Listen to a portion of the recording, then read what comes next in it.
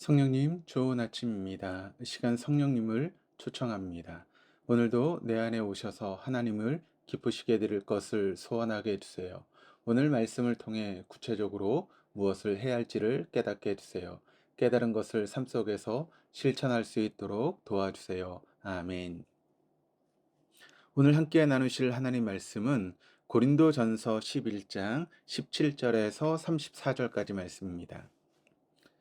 오늘 본문인 고린도전서 11장 17절에서 34절의 말씀에서 사도 바울은 무질서한 고린도 교회 모습을 보여주고 있습니다.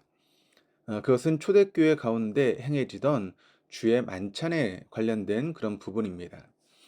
주의 만찬이란 간단하게 말씀을 드리자면 성만찬이라고 할 수 있지만 오늘날의 성만찬의 개념과는 다소 다른 요소들이 들어 있습니다.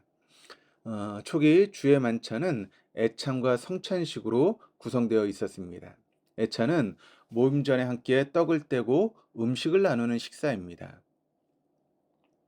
그 당시 대부분의 교회 공동체 집회가 하루 일을 마친 저녁 무렵에 진행되었기에 애찬을 먼저 행한 뒤에 오늘날의 성찬식을 가진 것입니다.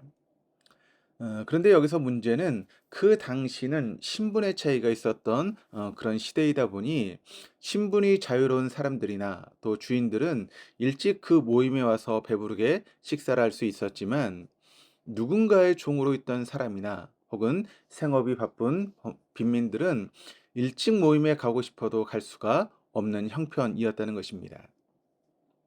그러다 보니 하루 종일 배고프고 지친 몸으로 교회 모임에 가서 허기진 배를 잠시 달래려 했지만 갈 때마다 빵과 포도주는 벌써 다 동이 나버렸고 먼저 온 사람들은 이미 포만감과 취기에 젖어 있었습니다.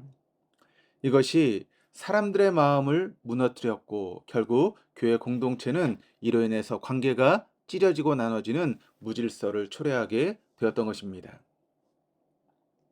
이 소식을 전해 들은 사도 바울은 아주 엄한 목소리로 다음과 같이 말하고 있습니다.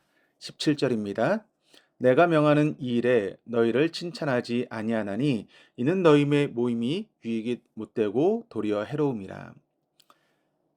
사람과 사람이 만나면 서로의 마음이 그리고 영혼의 울림이 일어나야 합니다. 그래서 이런 말이 있지 않습니까? 진정한 크리스찬이 되어 가는데 왕도는 없지만 굳이 지름길이 있다면 질서 잡힌 크리스천과 자주 만나는 것이다 라고 하는 이야기입니다. 나보다 먼저 내면의 질서가 잡혀 있는 크리스천과의 만남을 통해 그 사람의 내면 깊은 곳에서 울리는 소리를 듣게 됩니다. 그리고 그 파장의 울림을 그대로 받아 내 영혼의 파장이 울립니다. 그러다 보면 어느덧 나 역시 내가 만나고 있는 성숙한 크리스천의 내면을 닮아가서 성숙의 길에 서 있는 것을 발견하게 되는 것입니다. 이것이 바로 크리스천이 서로 만나야 되는 이유이며 만남의 유익입니다.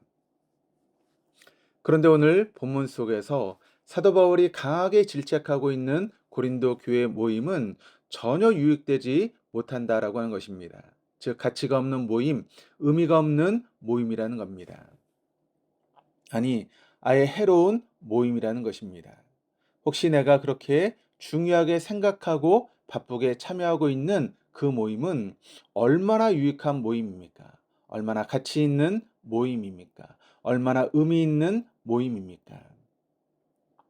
사도 바울은 주님의 이름으로 모이지만 가치 없고 의미 없고 유익이 되지 못하는 고린도 교회의 해로운 모임을 주의 만찬과는 대조가 되는 자기의 만찬이라고 하는 표현을 쓰고 있습니다. 20절, 21절 말씀입니다. 그런즉 너희가 함께 모여서 주의 만찬을 먹을 수 없으니 이는 먹을 때에 각각 자기의 만찬을 먼저 갖다 먹으므로 어떤 사람은 시장하고 어떤 사람은 취함이라. 거룩한 예배를 드리러 교회에 왔는데 서로가 살아오고 있는 삶의 자리를 고려하지 않고 배려하지 않아서 어떤 사람은 배가 불러 죽을 지경이고 어떤 사람은 배가 고파 죽을 지경이 되었다는 것입니다. 그래서 어떤 사람은 포만감과 치기에 실려 나가고 어떤 사람은 허기에 실려 줄임배를 움켜쥐고 집으로 발길을 돌리더라고 하는 것입니다. 그래서 모두가 예배와는 상관없는 주님과는 관계없는 모임으로 끝나고 말았던 것입니다. 사도 바울은 이러한 고린도 교회의 모습을 22절을 통해 하나님의 교회를 업신여기는 행위이며 가난한 사람을 모욕하는 창피한 일이라고 말하면서 남을 고려하지도 배려하지 못하는 고린도 교인들에게 바울 본인이 직접 주님께 전해들은 성만찬의 기원에 대해 설명해 주고 있습니다. 23절 하반절입니다. 주 예수께서 잡시던 밤에 떡을 가지사. 주님께서 잡히시던 날 밤에, 그날은 도대체 어떤 밤입니까? 사랑하는 제자들에게 철저한 배신을 당해야 되는 밤이었고 극악무도하고 포악한 무리들에게 매정에게 끌려 가셔야만 하는 밤이었습니다. 그러나 주님은 이러한 당신의 상황이셨음에도 불구하고 당신의 사랑하는 제자들이 처하게 될 상황을, 삶의 자리를 고려하시고 배려하셔서 그들을 다시 세워주고 회복시켜 주실 주의 만찬을 가지셨던 것입니다. 이 사실이 무엇보다도 제게 큰 감사와 감격이 아닐 수 없었습니다. 사랑은 이렇게 나의 위치에서 상대방을 바라보는 것이 아니라 상대방이 처해 있는 자리만큼 내려가서 상대방을 바라보고 상대방을 배려하는 것입니다. 사도 바울은 자신의 자리에까지 내려오셔서 이해해 주시고 참아 주시고 배려해 주신 이 주님을 성만찬 때마다 매번 가슴 뜨겁게 만났을 것입니다.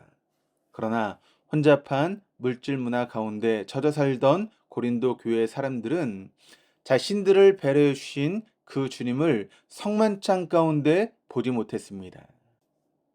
그래서 자신들 역시 함께 신앙생활하던 교우들을 전혀 고려하지도 배려하지도 못했던 것입니다. 그러므로 고린도 교회 사람들이 모일 때마다 행하던 주의 만찬은 껍데기만 남고 진정한 속과 그 정신은 사라져버린 이벤트요 연례 행사인 자기의 만찬이 되었던 것입니다. 그러나 예수님은 고린도 교회뿐만 아니라 오늘을 살아가는 우리들에게도 주님의 만찬에 대해 친히 이렇게 명하셨습니다. 24절과 25절의 뒷부분을 보시면 24절은 이것을 행하여 나를 기념하라. 25절은 이것을 행하여 마실 때마다 나를 기념하라. 행하여 기념하라는 말씀은 주님의 이 정신을 기억하여 내 삶 속에서 다시 반복하라라고 하는 행동적인 요소를 포함하고 있습니다. 그렇습니다. 기념하는 것은 재현하는 것입니다. 그런데 많은 경우 우리의 문제는 행동으로 나타나야 될 것들을 생각에만 머무르고 있다는 사실입니다. 진리는 생각으로만 지니고 있을 때는 관념이 되고 한낱 지식에 지나지 않게 됩니다. 그렇지만 그 지식이 손과 발로 나타날 때 비로소 진리는 진리가 됩니다. 나의 영혼을 울리고 또한 내가 만나는 누군가의 영혼을 울리는 영혼의 울림이 되게 됩니다. 그래서 내가 하는 일마다 가치 있게 되고 내가 만나는 사람마다 의미가 살아나고 내가 속해 있는 모임마다 진리 안에서 바로 세워주는 유익이 되는 것입니다. 관념과 지식으로 가득한 머리의 크리스천이 아니라 삶의 현장을 가치 있게 의미 있게 유익하게 바꿔가는 현장의 크리스천, 사랑의 크리스천이 되십시다. 기도하시겠습니다. 하나님, 관념만의 크리스천으로 살지 않게 하여 주옵소서. 지식만으로 가득 찬 머리의 크리스천으로 살지 않게 하옵소서. 오직 타인의 자리에까지 내려오셔서 진히 이해해 주시고 배려하시고 용납해 주신 주님을 진정 기념하는 손과 발의 크리스천이 되게 하옵소서. 형식만 남고 껍데기만 존재하는 이론의 크리스천이 아니라 치열하게 삶의 현장 속에서 불의와 맞닥뜨리고 저항함으로써 온 삶으로 살아가는 현장의 크리스천이 되게 하여 주옵소서. 감사드리며 예수 그리스도 이름으로 기도드립니다. 아멘.